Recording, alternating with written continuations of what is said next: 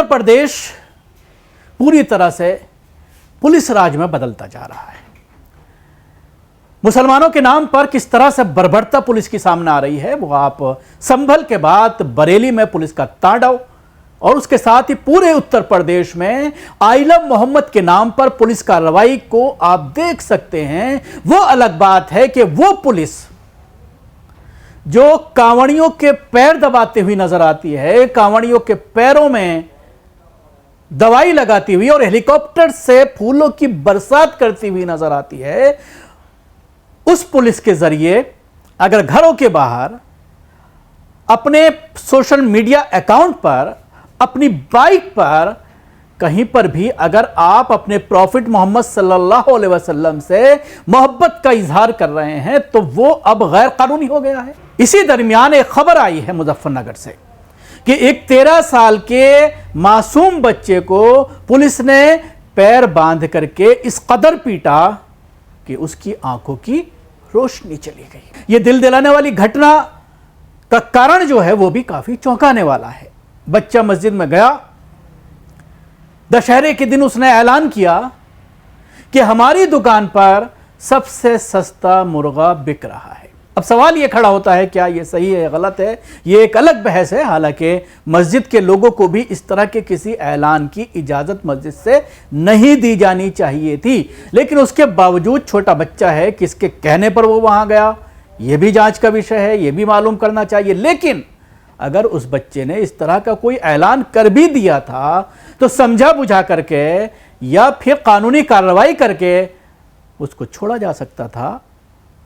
लेकिन किसने यह हक दिया पुलिस को कि आप एक मासूम बच्चे को पैर बांध करके उसके ऊपर इतना जुल्म करें, उसकी इतनी पिटाई करें कि उस मासूम की जिंदगी अंधकार में चली जाए, उसकी आंखों की रोशनी चली जाए। ये पूरे प्रदेश में पुलिस के जरिए मुसलमानों के साथ खुलेआम किया जा रहा है। वो अलग बात है कि सुप्रीम कोर्ट बार बार चिल्लाती हुई नजर आती है कि यह बुलडोजर का इस्तेमाल गैर कानूनी है, लेकिन अपनी आंखें बंद करके ये सब होने भी दे रही है। जो लोग ये कर रहे हैं उन पर कोई कार्रवाई नहीं हो रही। परसों फ्राइडे को एक टिप्पणी की गई सुप्रीम कोर्ट के जरिए, लेकिन उसके बाद फ्राइडे को भी बुलडोजर चला, सैटरडे को भी बुलडोजर चला, संडे को भी बुलडोजर चला बरेली में।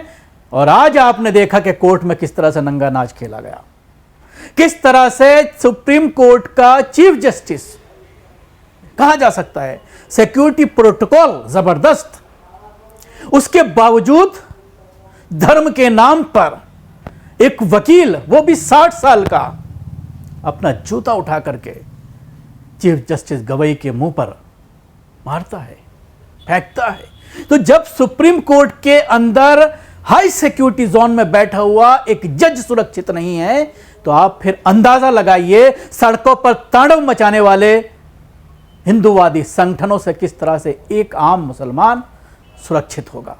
इसका अंदाजा आप आसानी से लगा सकते हैं। और फिर इनका साथ देती हुई पुलिस जो मुसलमानों को सिर्फ इसलिए निशाना बना रही है कि वो इस्लाम के मानने वाले हैं। और पुलिस ने और शायद बीजेपी ने यह सोच लिया है कि ये हमें वोट देते नहीं हैं, इसलिए आप इनको जितना चाहें टारगेट करें। और उधर जिनको आप वोट देते हैं, सेकुलर पार्टियां, वो महज एक नौटंकी करती हैं कि हम बरेली जाने की कोशिश कर रहे हैं, पुलिस ने हमें रोक लिया और हम जा नहीं पाए। कल आपने देखा कि किस तरह से वो समाजवादी पार्टी के नेता जो बरेली जाने की कोशिश कर रहे थे, आपने देखा सैटरडे को, आपने देखा कि किस तरह से समाजवादी पार्टी का एक डेलीगेशन बरेली जाना चाहता था, पुलिस ने रोक लिया।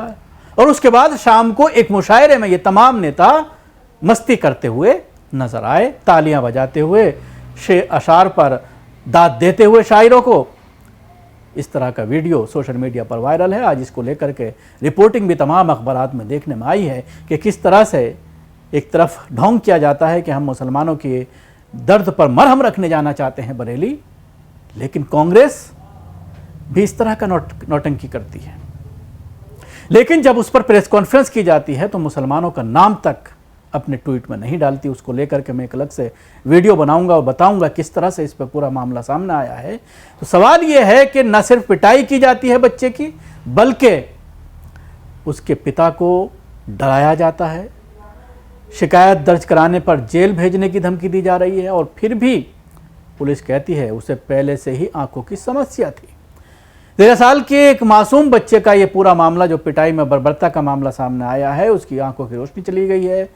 पिता का आरोप है कि इंस्पेक्टर धमकी दे रहा है कि अगर मैंने शिकायत की तो मुझे जेल भेज दिया जाएगा। कसूर सिर्फ इतना था कि उसने मस्जिद में जाकर ऐलान कर दिया था कि हमारी दुकान फिर से खुल गई है, चिकन अब सस्ता मिलेगा। बस पड़ोसियों की भावनाएं आहत हो गईं और उन्होंने इल्ज़ाम लगाते हुए शिकायत कर दी और पुलिस ने आकर बच्चे को उठा लिया। पिता जब चौकी पहुंचे तो देखा कि 13 साल का बेटा बंदी बना पड़ा था, पैरों में रस्सी बंधी हुई थी, शरीर पर चोटों के निशान थे। अब बच्चा इलाज पर है और आंखों की रोशनी खो चुकी है। परिवार ने NHRC, NCPCR, जिला बाल कल्याण समिति और मुजफ्फरनगर के अधिकारियों को शिकायत भेजी है। अब सवाल यही है कि क्या इस पर सुनवाई होगी, कोई एक्शन होगा, या फिर ये भी एक और मामला बनकर फाइलों में दब जाएगा, क्योंकि पीड़ित मुस्लिम है।